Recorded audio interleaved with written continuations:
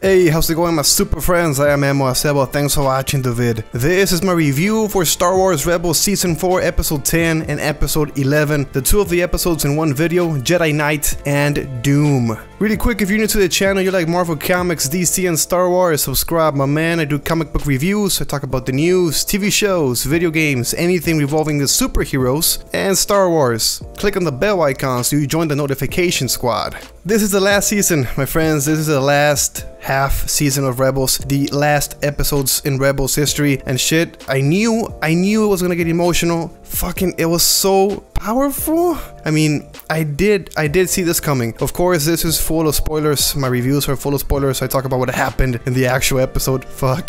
Kanan, man, fuck. Kanan, Caleb Dume. I've been loving the character since it came in Rebels. I read the comics of his young history, his first steps of like a Jedi Padawan and what happened. Just in this episode, Jedi Knight is so strong.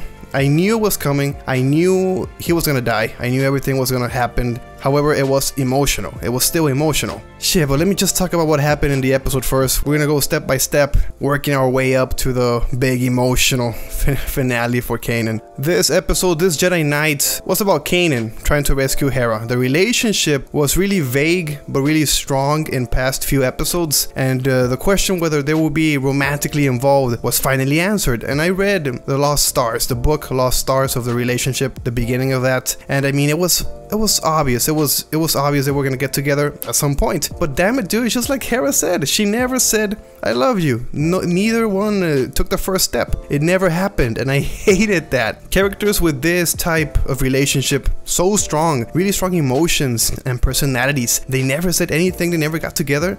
That's just crazy. That time and place for the revelation, you know, quote revelation that I love you, it turned out to be the rescue mission and Kanan's last day. I mean, shit, that's really sad. In the Empire hand, the Governor Price does a turn as a passionate bad cop to Thrawn's attempt at a good cop, and Hera is drugged with the same type of mind probe used against Princess Leia in A New Hope. You know, Hera is usually extremely careful with her words and actions, but this probe just made her into a zombie. Like, she was really fucked up and dazed, you know. This drug also allows her to confess the feelings, her feelings for Kanan. And this is something I hated about the episode and about Kanan and Hera's relationship. This is a forced confession, a cliche as fuck, you know. The trope is as old as time. I didn't think it was a death knell for her character. I mean, Vanessa Marshall, the voice actress, she does a good job of softening Hera without changing her entirely. But it's really frustrating, dude, that the barriers had to be dropped this way,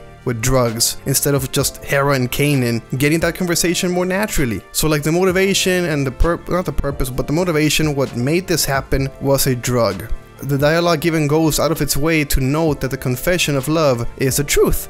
But I mean, should they have done that? It's just, the mind probe was a shortcut to the conversations that could have been had another way. They could have been more natural, more emotional, more romantic, I don't know. I mean, with a fucking drug, I just hated that aspect. Governor Price, the Imperials are giving their own storyline with economy, including the rivalry between Grand Moff Tarkin and Orson Krennic. The conversations are really parallel to the Rogue One, making the Star Wars universe feel more connected. All of the villains are getting a bit crowded together here, and the dialogue shows one of the best parts of underlying moral logic in Star Wars. Heroes band together during adversity, but the villains let their personal ambition drive them apart, which is something so classic, and I love the way that these characters are moved.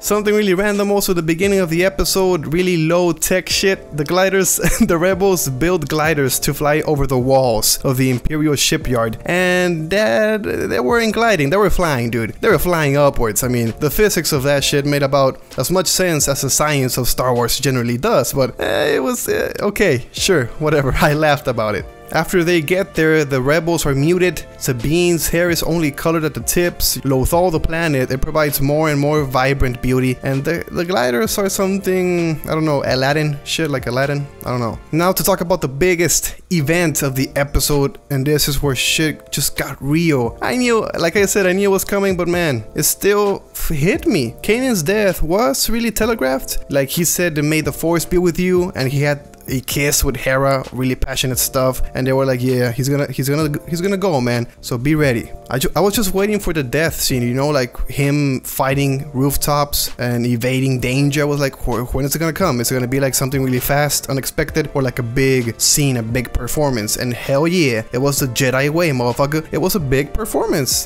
He was sacrificing himself and pushing his team away from the explosion of the fuel depot. Even though it was something, I don't want to call it cliche or like something we've seen already like many times, it's a little bit predictable, but man, it was really emotional. It was really good. I felt it. And the most beautiful thing to do is make Kanan recover his eyesight. That was beautiful. Even though everything was really obvious it was gonna happen, I didn't expect for him to recover his eyesight or his eyes. Dave Filoni said that in that moment he's not bound as this material thing, that the physicality of sight would be a limitation to him. He tells Hera at one point before they go to Malachor, we'll see each other again. And man, Dave Filoni, he did do that. Yep. It was like, wow, it was a wow moment for me. And he looked badass, dude, like stopping all of that shit with one hand and then pushing them away, or pushing Hera away with the other one. It was really cool stuff. And the eyesight, it was just the best final scene for Kanan. I loved it. This episode was super emotionally affecting. I think it will become more and more strong, more passionate, more emotional as the next 4 episodes go on. I think they are gonna die. I told my brother, dude, every episode, I think every episode now, every 2 episodes, someone's gonna die. The only one that survives for sure is Hera. Hera is like, they mention her name in Rogue One. So I think she does survive this season or this series. The other characters, I don't think so. I think they are gonna die. So maybe we're gonna see another death and then another death and so on. Hera being forced to show her emotions, tell Kanan that she loves him, is something I didn't like. I loved Kanan being like Obi-Wan, just a little bit too close, you know. Jedi Knight was a good episode. I didn't love it. I love the scene with Kanan, but everything else, it was okay. It was okay. And after the emotional beating that was Jedi Knight, DUME shows how the characters of Rebels deal with grief. On both the Rebel side, their mourning of Kanan, and the Imperial side, their mourning of their production.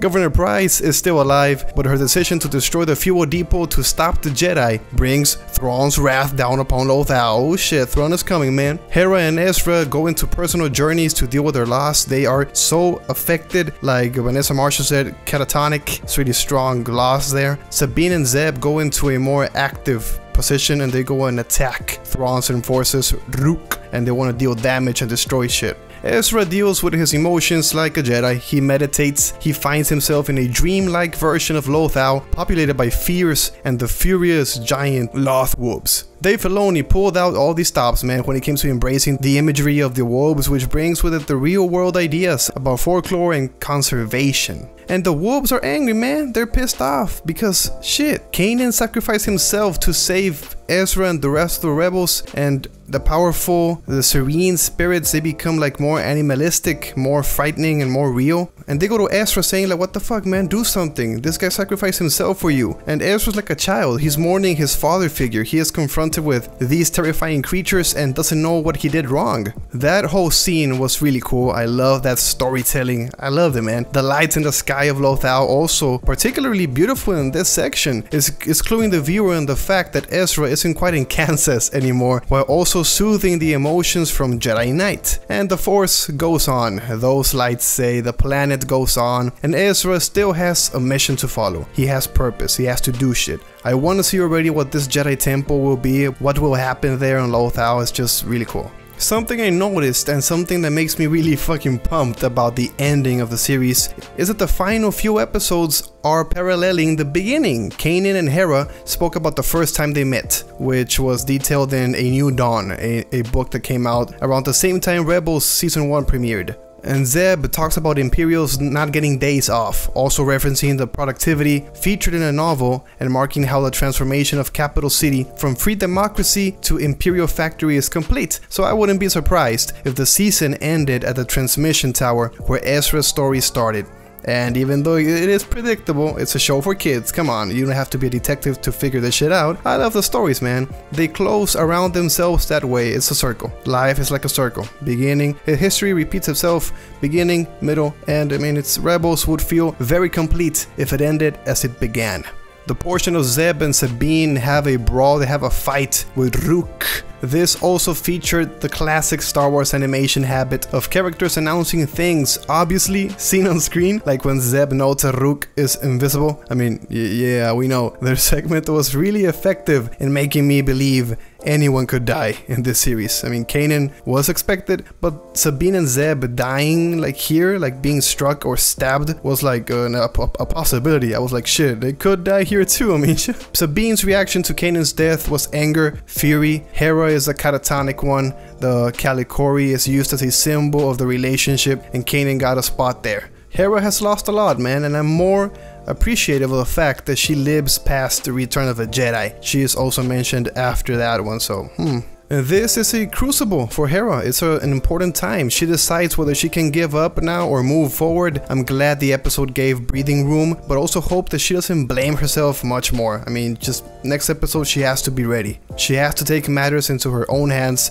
like Sabine does in the episode. And at the end of it, we kind of see that it's possible. She's like, oh shit, we can win. Doom episode 11 was so many things because of the previous episode. So because of Jedi Knight, Doom came to be. So I don't know if I really like it or not. It can't be by itself, it can't exist by itself, it needs Jedi Knight. However, the episode does let the characters breathe in the smoky air of Lothal, breathe out new resolve, and showing the way the Imperials dig their own graves. I want to see the fallout of Price's mistake. These two episodes leave me with more, man, leave me with hunger. I want to see what's next. We will see whether the finale is more like Return of the Jedi or Rogue One in tone and ending. And that's it, my friends. That's my review for Jedi Knight and Doom. If you enjoyed, please click the like button. Leave me a comment with your review. Did you like the episodes? Did you not? What do you think of all this? Kanan's finale, Kanan's end, the relationship with Hera, the Sabine and Zeb stuff. Tell me what's up, guys. I am Memo Sebo. Thanks for watching the vid. Check out my other content in the channel, other Star Wars videos, comic book reviews, more content coming your way. Follow me on my social media, Twitter, Instagram, Facebook. Go ask me stuff. If you have some questions, go ask me, interact. I'm there, always active. Subscribe to see more and never miss my stuff. And of course, I'll see you in the next one.